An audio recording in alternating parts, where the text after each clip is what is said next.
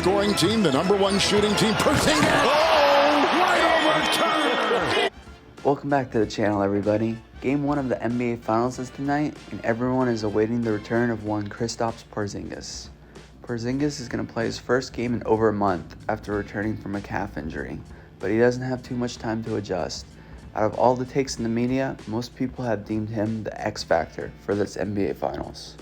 I feel like the Celtics can win the title if Porzingis isn't 100%. I don't think they can win the title without him. I'm not saying he has to be 100%, but he's got to be up there. He's got to be above 75%, I think, in order for them to beat the Dallas Mavericks team that we've seen in these playoffs. Just live in a world where Porzingis does return. What does that do for the Celtics?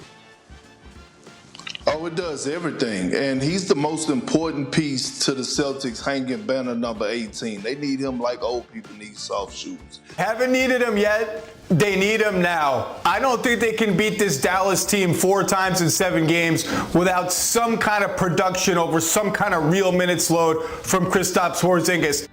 To be fair, this is the NBA Finals, and there's plenty of pressure to go around. Jason Tatum and Luka Doncic are the superstars in this series, and they'll either get the majority of the credit or the blame, whether their team wins or loses. Jaylen Brown has that huge contract, so there's got to be pressure on him. Kyrie Irving has a lot of fans and a lot of haters, so we'll hear some hot takes on him no matter what way this series goes. And obviously the coaches are going to get some blame or some praise based off whether their team wins or loses.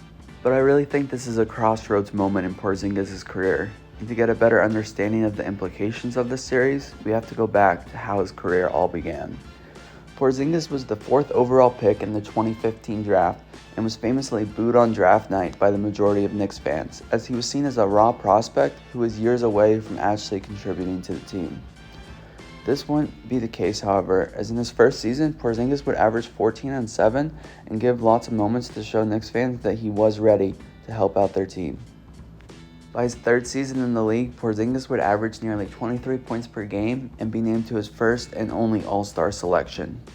He would be the prototype of this unicorn-type player, a player that was exceptionally tall, him standing 7'3", but be able to do amazing things like hit threes, run up and down the floor, and have crazy athleticism.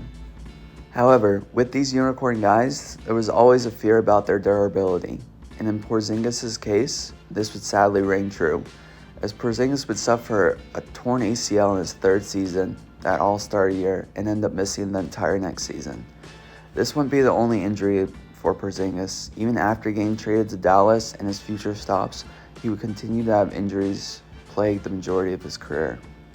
As we've seen in the 2024 playoffs, superstars getting injured is nothing out of the ordinary. However, for Porzingis, he's only made 60 games once in the last 7 years, and has shown that his durability has really been a question and has made it hard for some teams to take a chance on him, not knowing what they're going to get from Porzingis' health. To add more fuel to the fire in this series, he's going up against his former team in the Dallas Mavericks. There have been some rumors over the past few years about what the relationship was like between Luka Doncic and Kristaps Porzingis, some saying they had a strained relationship, but listen to Porzingis talk about it himself. It's many things. Majority on my part for sure. And then I wasn't that much into analytics and numbers. Do you feel like there was a little bit of a young bull with you, specifically with like the Luka dynamic? Is that fair? Young bull? Young bull. Like, what does that mean? Like a pissing contest. Early on for sure. Porzingis was traded out of Dallas in the 21-22 season for practically nothing. Mavericks got back Spencer Dinwiddie and a bad contract in Davis Bertans. This would be the year that the Mavericks would go to the conference finals, and they did it without Porzingis. On the Wizards, Porzingis actually had a couple good years. His year last year in the 22-23 season was one of the best of his career, where he averaged 23 points per game, and it was that one season he played over 60 games in the last 7 years. So this obviously helped Boston see something in him that they would take a chance on, but they didn't really give up a whole lot either to acquire Porzingis. They would trade away the heart and soul of their team in Marcus Smart, but they would also get 2 first-round picks back in a deal where it seemed like they landed the best player. Porzingis going to Boston was probably the best thing for him. It was the best team he was on his entire career, At this point, he had never even won a playoff series in all those years in New York, Dallas, and Washington. During the 23-24 season, he would average 20-7 and play in 57 games. Pretty good mark based off his previous career history. But the great thing about the Porzingis-Boston pairing was they didn't really need him. When they had him out there, it was nice having Porzingis as like a superpower to give Boston a little edge, but obviously they've been able to have success without him, making it all the way to the finals, when Porzingis only played in 4 playoff games so far this year. But I think that's where the pressure lies for Kristaps. His team went 12-2 without him this postseason, albeit against pretty easy competition who are dealing with injuries themselves.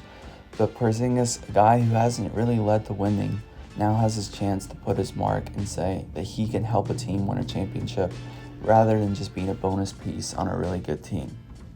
Obviously, his performance in this series is going to depend a lot on his current health status, but from all accounts, it sounds like he is good to go for these NBA Finals. Day to be ready for game 1. Yeah, I've practiced, especially the lighter practices. I was good. But yeah, I've tried to build up as much as I can leading up to this point, and from like all aspects, and we'll see. A couple more days will definitely help. I know these lists pretty much mean nothing, but at the beginning of the year in ESPN's top 100 NBA players, they ranked Kristaps Porzingis number 62. This was even behind guys like Josh Giddey and Andrew Wiggins. That may be more a reflection of their years, but it showed that Porzingis didn't have that solid reputation in the league. Now he's stepping onto the biggest stage pro basketball has to offer and can define his legacy for the better or for the worse. With his injury history, it's not out of the question to say this could be the only time he reaches this stage throughout his NBA career. In these big game situations, I always like to think about the past, the potential career outlooks for certain players, the best, middle, and worst case scenarios for certain players' career outlooks. For Porzingis, I think there's a few different paths I could see him going down. He could end up being like this generation's Elton Brand, a talented guy that made an all-star team, but never really had that playoff success. Or he could be a guy like Andrew Toney. I know this is going way back, but Andrew Toney was a guy who had a pretty short career, dealt with some injuries, but was awesome that year Philly won the title in '83. The most optimistic career route would probably be someone like Earl Monroe or Tiny Archibald. Guys that had great individual success early on in their career, but were able to attach themselves into some great runs like Monroe did with the Knicks and Archibald did with the Celtics in the later portions of their career. There have been lots of takes on Kristaps Porzingis through the ups and downs of his first 9 years. But what will people be saying after these NBA Finals when everything's all said and done?